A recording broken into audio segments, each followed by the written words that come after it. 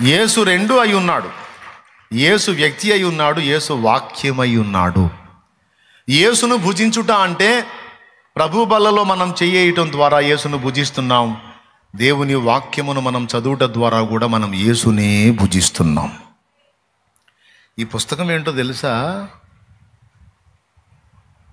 మనకి దేవుడిచ్చిన హోటల్ అండి. ఇక 5 స్టార్ అంటావు, 7 స్టార్ అంటావు, 10 స్టార్ అంటావు, 12 స్టార్ అంటావు, ఇక అన్ని స్టార్లు ఉన్నాయో లేవో హోటల్ నాకు తెలియదు. కానీ వాటన్నిటికీ మించినటువంటి శ్రేష్టమైన ఆహారము లభించేటువంటి స్థలము, ఫుడ్ కోర్ట్ లేదా ఫుడ్ హౌస్ ఏదో చెప్పుకో, దేవుని వాక్యం. మానవాళి జ్ఞానమే వైభవమొసగే రత్నమే, మానవాళి జ్ఞానమే వైభవమొసగే రత్నమే, మార్గం చూపే దీపమే మది మంతలు మెచ్చడిదేనయ. వేద పుస్తకమా, వేద పుస్తకమా, వేద పుస్తకమా, వేళలేని నిధి నీవే. వేద పుస్తకమా, వేద పుస్తకమా, వేద పుస్తకమా, వేళలేని నిధి నీవే.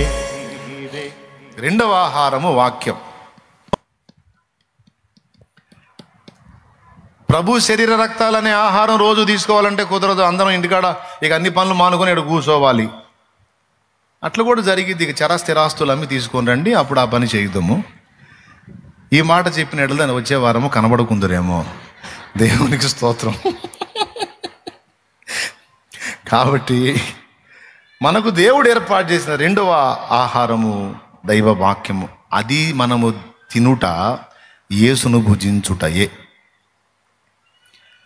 మనమేమో పాట పాడతాం, ఇన్ని పాటలు ఉన్నాయి దాని మీద. పాల వంటిది జుంటి తేనె వంటిది, నా జిహ్వకు మహామధురమైనది. పాల వంటిది జుంటి తేనె వంటిది, నా జిహ్వకు. నిజమా? మహామధురంగా పాడుతున్నారు. నిజమా? అంత మధురమా? ఒక్కసారి కూడా బైబిల్ పూర్తిగా చదవలేదు అన్నయ్య అన్నోళ్ళు చేతులు ఎత్తండి. ఒక్కసారి కూడా బైబిల్ పూర్తిగా చదవలేదు అన్నయ్య అన్నోళ్ళు చేతులు ఎత్తండి. సరే, వాళ్ళంటే పనికి వెళ్తారని వాళ్ళని చూద్దాం, వదిలేద్దాం.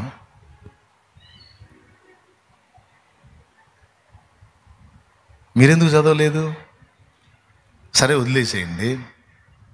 అన్న రోజులో కనీసం కొద్దిసేపు అయినా సెల్ ఫోన్ చూస్తాను అన్నోళ్ళు చేతులు ఎత్తండి. ఎత్తండి. మీరు కూడా షో చేయొద్దు, ఎత్తండి. ఇప్పుడు నువ్వేం పాడాలి? సెల్ ఫోన్కి వెళ్ళి చూసుకుంటా.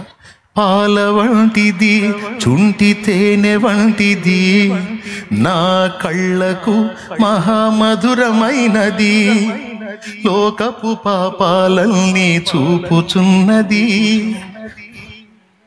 సాతానుకు చుట్టముగా మార్చుచున్నది అని పాడాలా? నువ్వేమో బైబిల్ మీద పాట పాడతావు, మహామధురమైందని దాని మొహం కూడా చూడవు. ఎట్ట బతుకుతావు ఆత్మీయంగా? ఎలా బలంగా ఉంటావు? పాయింటే కదా. ఇప్పుడు ఆయన చెప్పినవన్నీ మనం సీరియస్గా తీసుకోము, అవన్నీ టేక్ ఇట్ ఈజీగా తీసుకుంటాం. అన్నయ్య పోరాటంలో గెలవలేకపోతున్నాను అన్ని సంవత్సరానికి ఒకసారి చదువు మా బైబిల్ గెలుస్తావు. పోరాటంలో అసలు ఏందో తెగ శోధించబడుతున్నా, సైతాన్ ఏందో నన్ను తెగ శోధిస్తున్నాడు ఆయన. వాడికి కూడా సిగ్గులేదు. నువ్వు వేస్ట్ క్యాండిడేట్ అని తెలిసి కూడా నిన్ను ఎందుకు శోధిస్తున్నాడు నాకు అర్థం కావట్లా. ఎందుకు శోధిస్తాడు? ఎందుకు నువ్వు ఊరికనే బలహీనపడుతున్నావు, ఎందుకు వీక్ అవుతున్నావు అంటే దేవుడు చెప్పినవి చెయ్యనందున. ఒక బరువు నీ మీద మోపాడు, అది మొయ్యమన్నాడు. అది మొయ్యటానికి ఎలా శక్తి వచ్చిందో కూడా ఆయనే చెప్పాడు. మోయ శక్యము కానీ బరువు నీ మీద మోపలా. నీ మీద బరువు మోపిన దేవుడు దాన్ని మోయటానికి కావాల్సిన శక్తి నీకు ఎలా వచ్చిందో చెప్పాడు. అది రెండవది, ఆయన వాక్యమును భుజించుట. ఆ వాక్యమును భుజించిన వారందరూ కూడా దేవుని యందలి బలముగా ఉన్నారు. వాక్యాన్ని నిర్లక్ష్యం చేసిన వాళ్ళు బలహీనులుగా ఉన్నారు. పడిపోయిన పాటలు పాడుకుంటున్నారు. ఏం పాటలు? ఏం పాటలు? దిగజారిన వేళ ఎరికో దిగిపోతిని, దిగిపోయిన వేళ దొంగలకు చిక్కి తిని, దొంగల చేతికి చిక్కిన వేళ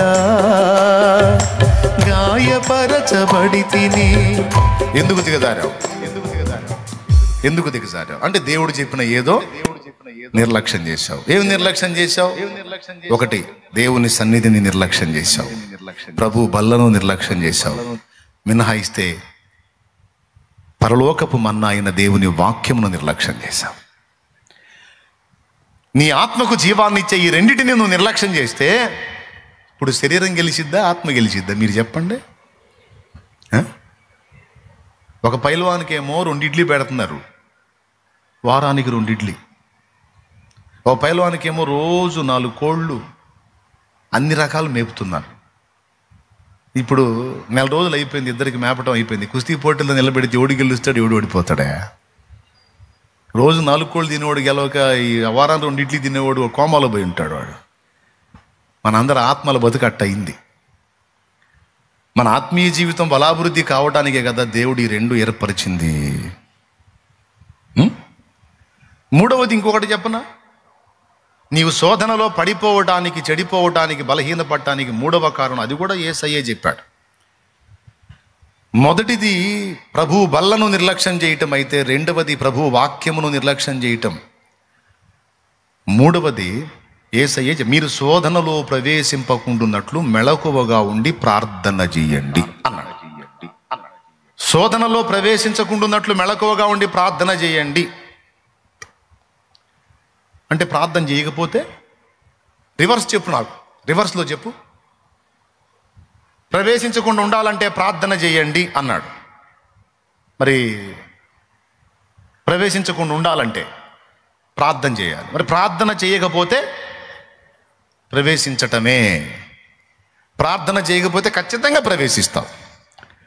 దేవుడు చెప్పిన కీలకమైన సంగతుల్ని జనరల్ విషయాలుగా టేక్ ఇట్ ఈజీగా తీసుకొని దాన్ని రొటీన్గా ఫీల్ అయ్యి నీ కర్మ ఇలా కాలుతుంది ప్రతిసారి, నా కర్మ ఇలా కాలుతుంది ప్రతిసారి, అది ఏముందిలే అని ఏముందిలే అనే కదా మనం కొనుక్కొచ్చుకునే చాలా సమస్యలు. ఆ దరిద్రం ఏముందిలే అనే దరిద్రం ఇక్కడ ఈ 3ంటికి కూడా అన్వయింపబడింది. దయచేసి ఆత్మీయులైన వారందరూ కూడా ఈ విషయాలు గుర్తించి జాగ్రత్త పడతారని ఈరోజు దేవుని వాక్యంలోంచి మీకు ప్రచురపరచడం జరుగుతుంది. ప్రార్థనా జీవితాన్ని నిర్లక్ష్యం చేస్తావు, వాక్య ధ్యానాన్ని నిర్లక్ష్యం చేస్తావు, ప్రభు బలను నిర్లక్ష్యం చేస్తావు. కీలకమైన ఈ 3 నిర్లక్ష్యం చేసి దేవుని దగ్గరకు వచ్చి నాకు బలం అయ్యా అంటే ఎట్లమ్మా?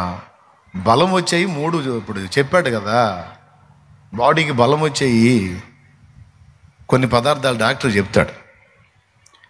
ఏది అసలు బ్లడ్ లేదు, ఏమి లేదు, నీ అవతారం నువ్వు ఏంటి, అసలు ఏంటి, ఈ శరీరం ఏంది, ఇట్లయితే ఎట్లా అని చెప్పి మందులు రాస్తాడు, టానిక్ రాస్తాడు, దాంతోపాటు ఫుడ్ చెప్తాడు. రోజు ఫలానా ఇది తిను, ఆ బీట్రూట్ జ్యూస్ వేసుకొని తాగు, ఆ క్యారెట్ జ్యూస్ తాగు, అసలు రక్తం పట్టింది. అట్లేనండి, బాగా తగ్గింది, ఇట్లానే కంటిన్యూ అయ్యిందంటే ఇంకా పోతావు. సరేనండి, అది తీసుకుంటే బలం వచ్చింది, వచ్చింది, ఫలానా తిను అని చెబుతాడు, తిండి తినమని చెబుతాడు. అసలు తెలివైన డాక్టర్ ముందు చేసే పని అదే, చేయాల్సిన పని కూడా అదే.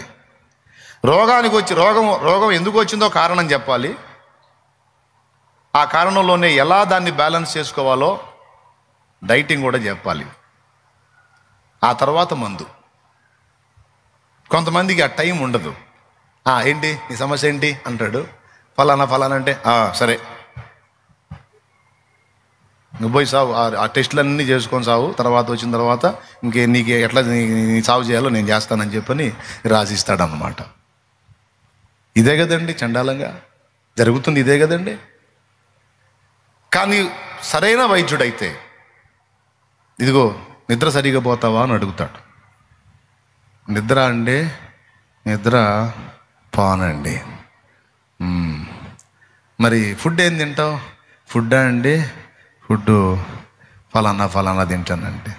ఇంకేం తినవా? ఇంకేం తినండి. మరి రోగం రాకేం వచ్చింది? ఏంది నువ్వు తినే తిండి అని గద్దిస్తాడు, అరుస్తాడు, తినమంటాడు. వైద్యుడు చెప్పేవి వైద్యుడు చెప్తాడు. ఇంటికి వచ్చి నాకేం చేయాలి? ఇచ్చినవి వేసుకోవటమే కాకుండా తినమన్న తిండి.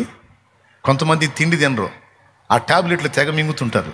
అదేముంది, ఒకసారి గొంతులో వేసుకుంటే వెళ్ళిపోయింది. కానీ తిండి తినాలి.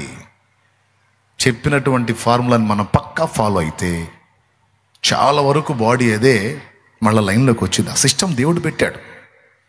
మన బాడీకి దేవుడు పెట్టిన సిస్టమ్ ఏంటో తెలుసా? చాలా రోగాలు బాడీయే మళ్ళీ రిపేర్ చేసుకుంటుంది. ఏవేవి నిర్లక్ష్యం చేసి దరిద్రం తెచ్చుకున్నావో కొంచెం బ్యాలెన్స్ చేసుకున్నావు అంటే మళ్ళీ లైన్లోకి వచ్చింది. ఇప్పుడు మీకు రోగాల గురించి చెప్తున్నానా, ఆత్మరోగం గురించి చెప్తున్నానా? మన పరమ వైద్యుడు యేసయ్య నీవు ఆత్మీయ జీవితంలో పతనం కాకుండా ఉండటానికి నీకు బలమిచ్చేటువంటి బలమైన ఆహారం లాంటి 3 సంగతులు నీతో మాట్లాడుతున్నాడు. మొదటిది ప్రభువు బల్ల, రెండవది వాక్య ధ్యానం, మూడవది ప్రార్థనా జీవితం. ఈ 3 నువ్వు పర్ఫెక్ట్గా కలిగి ఉంటే బలహీనతలు నీ దరి చేరవు. కానీ ఎందుకు మళ్ళీ మళ్ళీ మళ్ళీ మళ్ళీ మనం పడతాలు లెగుస్తూ ఉన్నాం? ఈ కీలకమైన వాటిని మనం నిర్లక్ష్యం చేసినందున పదే పదే పేషెంట్లు అవుతున్నాం, ఆత్మీయ పేషెంట్లు అవుతున్నాం. కాబట్టి ఈ 2 ఆహారాలు, మొదటి ఆహారం చెప్పండి మీరు అందరు కలిసి, ప్రభు శరీర రక్తములే ఆహారము, యేసును భుజించుట. రెండవది వాక్యమై ఉన్న యేసును భుజించుట. పరమగీతములు అంటాడు, లెస్సగా భుజించుడి, పానము చేయుడి అని. భక్తులు వాక్యాన్ని ప్రేమించారు, వాక్యాన్ని గురించి ఆలోచించారు, వాక్యాన్ని ధ్యానించారు.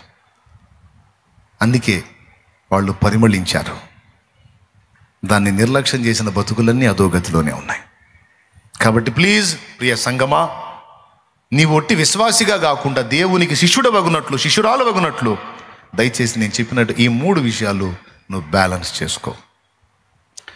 ఈ విషయాలు నువ్వు బ్యాలెన్స్ చేసుకుంటే విను, నీకు 3వ ఆహారం లభించిద్ది. దేవుడు చెప్పిన ఈ 2 ఆహారాలు నువ్వు తినగలిగితే ఏమేమిటి చెప్పాను, మళ్ళీ వద్దులే. 3వ ఆహారం నీకు లభించింది. ఏంటి ఆ 3వ ఆహారం అంటే, నీ శత్రువు నిన్న ఆహారం చేసుకోవటం కాదు, ప్రతిసారి వాడే నీకు ఆహారం అవుతాడు.